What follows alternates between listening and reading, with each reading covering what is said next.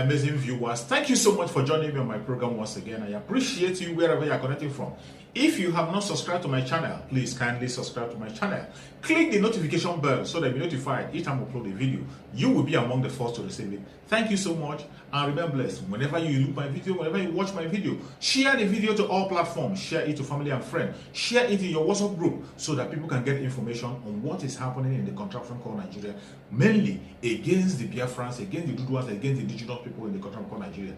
I try as much as possible to set the record straight. I don't preach hate speech. I don't speak against people. I set the record straight. The only important thing I do here is to make sure that the plight of the people remains on the front burner and the world will know the true story of what is going on in the contraption called Nigeria. Remember, they will always change the narrative. The government will always try as much as possible to use the conventional media to change the narrative, but that I will not allow. In this platform, we'll set the record straight and we'll say it the way it is. Not preaching hate speech, not by talking down to anybody, but setting the record straight and bringing the information to the front burner and letting the world know the exact situation of things. Each time you watch my video, you can equally go to the comment section, put down your comment, say it the way you feel it. It's so welcome. You can criticize if you so desire, but do it constructively so that we can be able to learn from one another. That is why I'm here. And now, I'm going to share with you a very important video. I hope after watching the video from the beginning to the end, you're going to enjoy the video and you continue to stick around and be able to enjoy the rest videos that are going to be coming your way from time to time. Thank you so much for coming. Today, the video I'm going to share with you is a very important video. Let me start with you, Mr. Nzako, what your reaction is to this rearrest of Nnamdi Kanu, seeing that in 2017 he jumped bail, though he was arrested in 2015, but according to him, he fled because of his life. Well, my reaction is the same with that of most Nigerians who feel that Nnamdi Kanu receiving the short end of the knife from the federal government. Recall that he was arrested in 2015 and then kept in custody for 2 good years without trial, over and against all provisions of the law, over and against all pronouncements of court that he should be either taken to court or be released on bail. But federal government refused, neglected and denied to grant him his constitutionally guaranteed right. And then even when he was eventually taken to court, the same federal government, through the instrumentalities of coercion, sent the military to ransack his community and threaten his life. In the process, many people lost their lives. It is not hidden. And in the course of this struggle, Nnamdi Kanu has lost both parents, and even though not killed directly by the federal government, but the trauma of his ordeal may have led to the death of his parents. So? The trauma of his ordeal. He said so himself. I don't think so. He said so himself. Right. And a man was on bail, and then he was ready and was going to court. And all of a sudden, the soldiers swooped onto him, and then, of course, it is only a tree that will hear that it is about to be cut down and remain standing at that spot. So it was right for him to jump bail? Every human being, every animal, not just a human being, that feels threatened by any way, in any manner, would likely shift ground. So, if Nigeria begin to look at the narrative of jumping bail, that would be unfair to Nnamdi Kanu. The narrative is that, yes, very unfair. Why the so? narrative is that his life was threatened, obviously threatened, and he had to run away, which is a national stimulus of every human being and of every animal. Even if you have a goat at your backyard and you approach the goat with food in one hand and with stick on the other hand, the goat will reject your food. Don't you think that while he was in custody, his life could also have been threatened if that is what government was trying to do? Why did you not ask the soldiers what they went to do in his house? Right. That should be the right question. What did the soldiers go to do in his house? In the process, people lost their lives. What did they go there to do? At that point, what did he do? Even if he had committed any offense in the eye of the law, or right, in the opinion of the government, what did the soldiers go to Nnamdi Kanu's house to do? Wasn't he being investigated at the time? When he was enjoying the bail granted him by the court after 2 years of unlawful incarceration? These are the critical questions, because I like to analyze issues based on cause and effect. Right. What was the cause and what happened to be the effect? The cause is that federal government acted very unlawfully. The cause is that the soldiers went to his house unlawfully. The cause is that his life was threatened.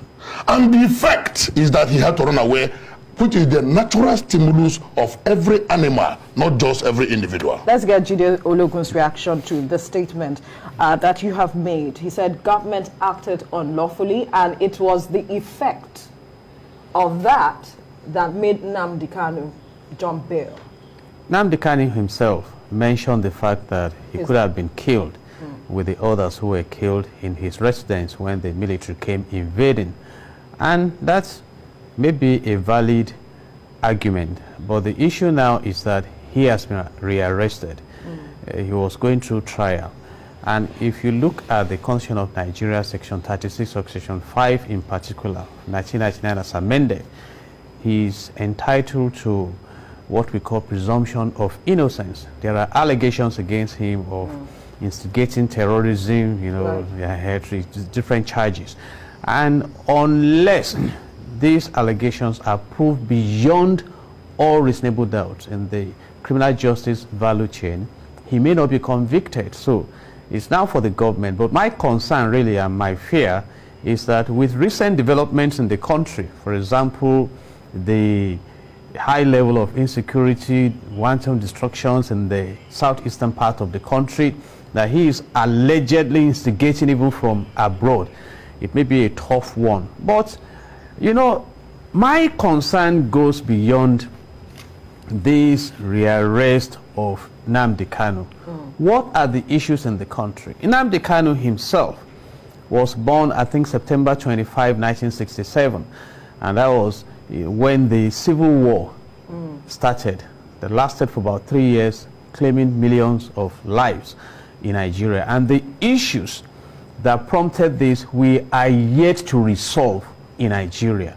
And like the Northern Coalition Group is saying, that this Nnamdi Kanu issue may not disappear with the rearrest. Can we look in the direction of referendum? And right now in the country, it's not just about Biafra. Other regions of the country are agitating. And what are these agitations focusing on? The engagement of the commonwealth of this country for the common good of this country. And unless we address this, we'll be arresting and rearresting and, you know, stampeding. That's on one side. On the other side, I think this has punctuated, or rather confirmed, the capacity we talk about of the government to act if they want to act. I have mentioned it when it was time to get Nnamdi Kanu to proscribe IPOB, they acted. When it was time to get him, you know, to make him run away, they acted. Can we, you know, divert the same attention to the bandits, the unknown gunmen, and solve the crisis in this land? And finally, I want to advise this morning that the government should please look in the direction of public relations. The definition of public relations means that, you know, a planned, deliberate and sustained effort to create and sustain mutual understanding between an organization or a country and the publics. So can we come together as a nation, address our issues, rather than all these confrontations that are keeping us in poverty and not allowing us to register our presence in the polity of developed countries? Right, there's something he mentioned that I'd like for you to react to. He said that the agitations, though Nnamdi Kanu may have been rearrested, but that the issues and the agitations, what he's championing, may not go to rest. And the question on the minds of a lot of people is, with the agitations we have seen in the Southeast, would his rearrest actually fuel what we have been seeing in the Southeast?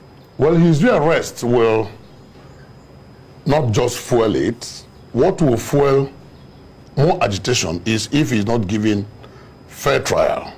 If the people perceive persecution instead of diligent, lawful prosecution and fair trial, then there will likely to be some backlash. My brother and friend Jide mentioned the issue of referendum. And the question is, why is Nigeria of today shying away from that much needed referendum? On 11th February 1961, there was a referendum to determine the life of the British Cameroon. And in that referendum, the northern British Cameroon decided to go to Nigeria, and the southern British Cameroon decided to go to Cameroon. A lot of issues about religion and the rest played out. On 10th August 1963, Nigeria, this Nigeria that we have today, went into a referendum to determine the life of the old Midwestern region. And it was carved out from the then Western region through a referendum. In Catalan region of Spain, there was a referendum on whether they were going to remain or not. In Kurdish region of Turkey, of Iraq, sorry, there was a referendum. In Britain of late, there was a referendum whether they are going to remain with EU or whether they are going to go out of EU. Absolutely. So what the agitation that Nnamdi Kanu is championing is a civil agitation which the federal government has given the tent of criminality. It's embarrassing that government will do the normal Nigerian approach where a man and another man has issues with their land. They are tussling for land. The other man wants to bring in the police. He says there is threat to his life, that he tried to kill him and all that. Meanwhile, none of those things existed. Otherwise, what has Nnamdi Kanu done as a person that will warrant the charges of treason, that will warrant the charges of money laundering, that will warrant the charges, those high-ranking charges, which of course, government knows that they have to prove beyond all reasonable doubt. Absolutely. And it is the lack of that proof that has made government in the first instance to keep Nnamdi Kanu unlawfully in detention for 2 good years. You know what that means? And then even when he has now started going through his trial, government could not have the patience to wait for the law to take its course, and they stampeded him out of the country. Who is now the culprit in the matter between Nnamdi Kanu and federal government? I mean, let's look at issues the way they are, and not just being sentimental about, oh, he's insulting anybody. When has insult become a crime? Right. It is a law of thought. It is a tortious offense of which, if you feel insulted, when America was going for election, somebody made an image of Donald Trump, a naked image of Donald Trump with a small ball, and kept it in a massive square. Did you not see it? Had Donald Trump killed him? The problem we have today is that we are not operating democracy. What we have is a civilian rule managed by military hands. And those tenets of democracy are lacking in Nigeria. Otherwise, why would federal government be so sensuous about issues of criticism and issues of civil agitation? What is wrong with that? If we go by way of referendum, if government, the same government is saying that Nnamdi Kanu has so many followers, does that not tell you something? If he is alone, would he have such followers? If the government now claims that the followers are essentially illiterate, conduct a referendum and say, let only those with school cert. Of course, you know that to be a president in Nigeria, you need only school certificate. Right. To be a senator, a governor, only school certificate. Conduct a referendum and place a benchmark that only those with school certificate would vote in that referendum, and let us see whether Nnamdi Kanu is alone or not. Okay. Government is shying away from the truth, and government is hiding from its shadows. Now, let's get your reaction to this again, Ajide, because he mentioned some things, talking about referendum and talking about fair trial and perhaps persecution, as he mentioned. And I'm wondering, in the context of fair trial, what will that be? In the context of persecution, what will that be? So perhaps you could just help us throw light to it before we come to the issue of why we are seemingly finding it difficult to have the referendum that he is, talking about. Basically, the state will be prosecuting, and in the criminal justice value chain, you need thorough investigation, diligent prosecution, and a committed judiciary. But right now, there is a deep-rooted mutual distrust in the country. So you see people even looking at the tribe of the judge that is handling the case, the body language of the government, making different kinds of comments. But having said that, this same government promised towards 2015 election to shift the burden of proof from the state to the accused in criminal prosecution. That has not been done. And he has a team of lawyers who will defend him. Having said that, I have hinted that the present crisis in the southeastern parts of the country may be prompted like trying to call the cat a bad name to hang it. And again, I want to emphasize an issue that what we are experiencing today has a history. I doubt if any of the present leaders of Nigeria was there to sign the 1914 amalgamation. What led to the May 1953 Kanu riots are still the issues we are debating today. What led to the Civil War of 1967-1970? There are issues we are debating. Now, let me connect this to even the present trajectory. You know, Nnamdi Kanu is a British citizen. Allegedly, he moved from Britain to Singapore and to Zurich, where he was allegedly rearrested and brought back to Nigeria. Now, Britain has exited Europe through Brexit by choice. They debated it. In fact, the Prime Minister then, because his position did not fly, resigned from office. All right, allowing the people to take a decision. Having said that, Singapore left Malaysia in 1965. And today, by virtue of resourceful leadership, is one of the best countries to live and work in the world. Is this relationship working? If we must remain united, can we have what is enshrined in Section 17 of the Nigerian Constitution 1999 as amended, that says that a platform for our coexistence will be based on justice, fairness, and freedom? If we cannot guarantee this, and if again we want to even focus on the primary purpose of government as enshrined in Section 14 subsection 2 of the Nigerian Constitution 1999 as amended, that says that the security and the welfare of the people shall be the primary purpose of government, and people of Nigeria, citizens, can call for security, call for welfare if they appear not to be enjoying it from the government that should be providing. So why don't we go back to the basics? Because the Chinese say that you cannot carve a rotten wood. It appears right now that the project Nigeria we are trying to present and project and protect may be a rotten wood. Can we have a wood that can be carved? Can we work together so that we can enjoy the blessings of this nation? Like I said earlier, how can we engage the commonwealth of Nigeria for the common good of Nigerians? And I think that is the concern we have now, not just in the southeastern part of the country. Now we have the southwestern people also. Agitation. We now have the Amotekun everywhere, even in the north. I just mentioned it now. The Northern Coalition are the ones saying this issue of Nnamdi Kanu will not go away. That can we have a referendum? And basically, democracy started in Athens in Greece. It is the government of the people, by the people, and for the people. You don't forcefully lead a people.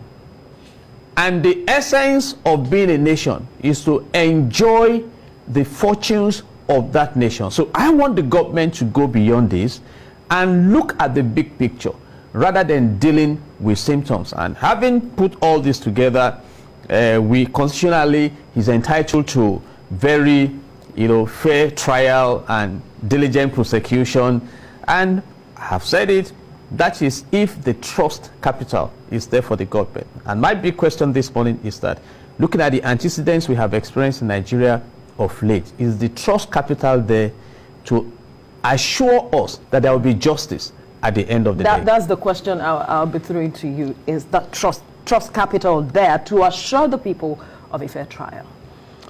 I want to be optimistic, except government doesn't want to be sensitive. I want to be optimistic that government should, I use the word government, yes, advisedly, because we know what we're talking about. That government should ensure that Nnamdi Kanu gets fair trial. A leader of a movement that is idealistic, a movement that is based on consciousness and not on physical realm, right? A movement that is based and that is etched an opinion, a phenomenon that is etched in the mind and the psyche of the people. Anybody who is that leader must be handled very carefully. Nnamdi Kanu has said it, and we all say it, that he has lost virtually everything in this movement. Not just that he has lost his parents, he has no property anywhere, he has challenged anybody. If you see him own property anywhere in the world, you can go ahead and see that property. That this is a cause that he wants to fight for. And the people that he is fighting for feel he is doing it well. And they want to sustain the tempo. They want to sustain the agitation. Forget the fact that some elite want to play the ostrich. I can tell you for free, Veronica, that nobody is enjoying the level of injustice, massive inequity, level of unfairness that is going on in Nigeria. Because such level of injustice, inequity, and unfairness has held Nigeria down, has not allowed the people to exhibit and fulfill their God-given potentials and talent, to the extent that even the huge resources that we have, both human and material, in this country are not adequately harnessed. Life in Nigeria has become Herculean, and nobody's enjoying it. People are now saying, what is the way out? In every suggestion from both the elite, from the masses, from everybody, the solution is, let there be fairness and equity. Let us negotiate the basic essence of our existence. Because this was foisted on us. And as human beings, we should be able to determine. Two cannot work unless except they agree. There is no agreement in Nigeria. Nigeria is cracking. So why don't we, as intelligent people that God has made us, come together and decide, how do we relate? The template is there. We've been talking about it. We say restructure Nigeria and allow everybody to unleash his or her energies. And if you don't restructure Nigeria, allow the country to grow on the paradigm of justice and equity. But you will recall what the president's statement recently. He asked the question: what is it? What is there to restructure? What is it? What did he see? People want restructure. What did he see? And he also had said that the unity of Nigeria is not negotiable. Look, Veronica, what did Mr. President see when he promised restructuring prior to 2015 election? Without that restructuring, do you think Nigerians would have elected him? Because he promised that. Nigerians elected him. So let him answer that question. What did he see then? And then what is he not seeing today? And who is telling Mr. President that restructuring is equal to disunity? It is even lack of restructuring that will fan the embers of disunity as it is fanning today, that will terminate the life of this country as it is threatening to terminate. And that is why Nigeria is on a precipice. So anybody who wants to be honest to himself should know that this agitation cannot just die. This call cannot just cease because, one, the trust capital in Nigeria has diminished so much across all nations that make up this country. In the early 60s, Chief Obasanjo would describe Nigeria as a geographical expression. We expected that almost 50 years, more than 50 years down the line, that expression would have become a nation. But instead of doing that, Nigeria decays by the decade. Every succeeding decade is worse in terms of development, in terms of unity, in terms of everything. So why can't we arrest this continuous decay, this geometrical decay that we are seeing? Are we going to wait until the country implodes? That naturally religious people will say, God forbid. But God can only forbid when we as Nigerians forbid that Nigeria dies. If we don't, I can tell you that the trajectory we are taking, the direction we are going, does not ensure or guarantee the continued existence, success, and survival and development of this country. And the rest of the world must be interested in what is going on in Nigeria. Right. The news yesterday was that Ghana has launched a plant to build automobile. The big news in Nigeria yesterday was that Nnamdi Kanu was arrested. Can you see the difference? Right. Now, he mentioned something, Jide, that I'd like for you to react to. He said the president before 2015 had promised to restructure. And what did he see then that he is not seeing now?